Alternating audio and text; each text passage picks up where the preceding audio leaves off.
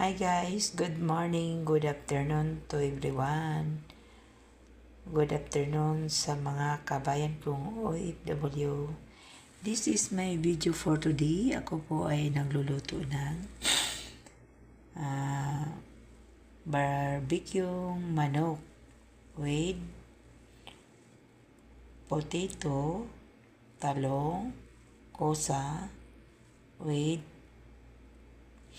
siling maanghang, siling kulikot, at saka kamatis at bombay.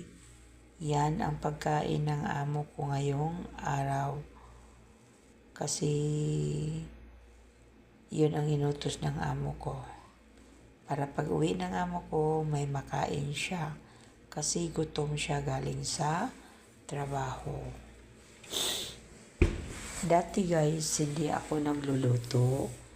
So ngayon, inutusan ako ng amo kong babae na magluto daw ako para sa pagkain ng asawa niya at mga anak. Kasi yung amo ko ay matutulog pa.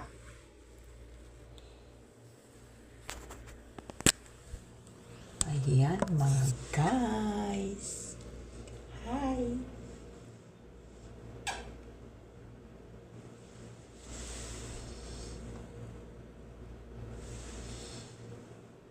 Pakit muna.